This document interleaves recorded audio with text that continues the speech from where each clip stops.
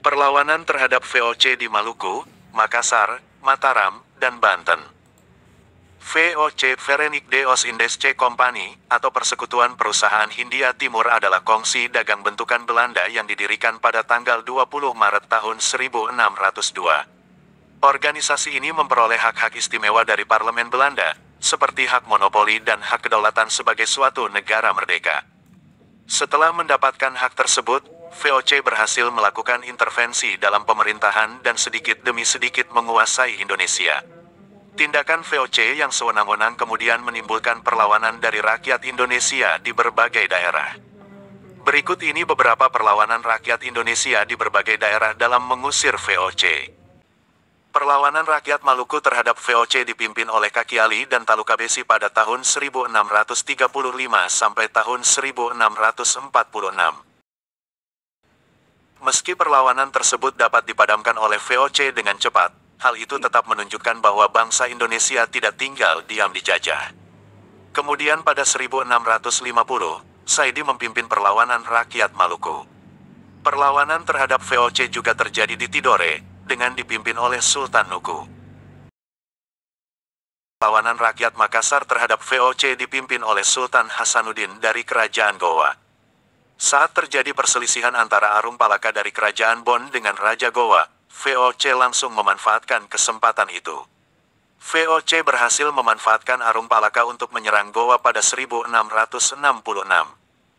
Pada akhirnya, Sultan Hasanuddin dari Kerajaan Gowa dipaksa untuk menandatangani Perjanjian Bongaya pada tanggal 18 November tahun 1667. Berikut isi Perjanjian Bongaya antara Sultan Hasanuddin dengan VOC. 1. VOC mendapatkan wilayah yang direbut selama perang. 2. Bima diserahkan kepada VOC.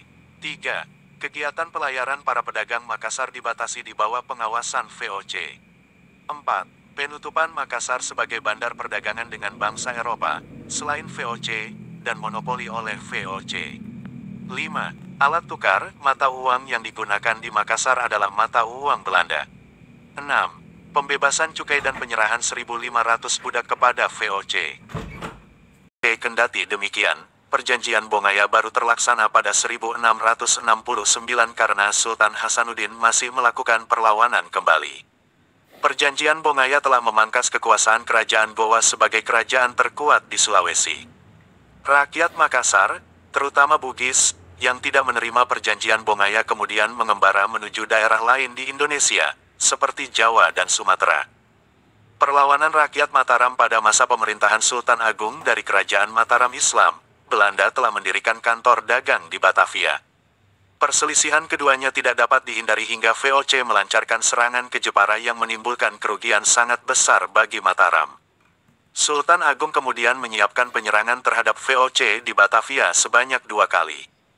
Pada tanggal 22 Agustus tahun 1628, pasukan Mataram dipimpin oleh Tumenggung Baurekso tiba di Batavia.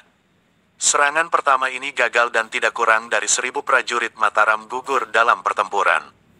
Mataram kemudian menyiapkan serangan kedua dengan dipimpin Kiai Adipati Juminah, K.A. Puger, dan K.A. Purabaya. Meski persiapannya telah matang, perlawanan rakyat Mataram terhadap VOC yang kedua ini kembali menemui kegagalan. Kegagalan ini disebabkan oleh VOC yang membakar persediaan makanan para tentara Mataram. Perlawanan rakyat Banten. Perlawanan Banten terhadap VOC terjadi sejak awal Belanda menginjakkan kaki di Banten. Perlawanan rakyat Banten terhadap VOC dipimpin oleh Sultan Ageng Tirtayasa pada 1656. Perlawanan Sultan Ageng Tirtayasa terhadap VOC dilakukan dengan cara merusak kebun tebu, membantu perlawanan Trunojoyo, dan melindungi pelarian dari Makassar. Kerajaan Banten juga berhasil menguasai sejumlah kapal VOC dan beberapa pos penting. Pada 1680, Sultan Ageng kembali mengumumkan perang setelah terjadi penganiayaan terhadap para pedagang Banten oleh VOC. Sayangnya, di Banten sedang terjadi perselisihan antara Sultan Ageng dengan putranya, Sultan Haji, sehingga Belanda langsung memanfaatkan momen tersebut. Belanda mendukung Sultan Haji yang lebih mudah dipengaruhi untuk membantu kepentingan VOC. Akhirnya Sultan Ageng Tirtayasa digulingkan dan diasingkan, sementara Sultan Haji menjadi Raja Banten.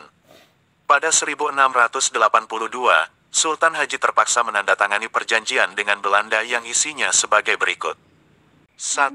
VOC berhak atas monopoli perdagangan. 2. Banten menanggung semua ganti rugi perang.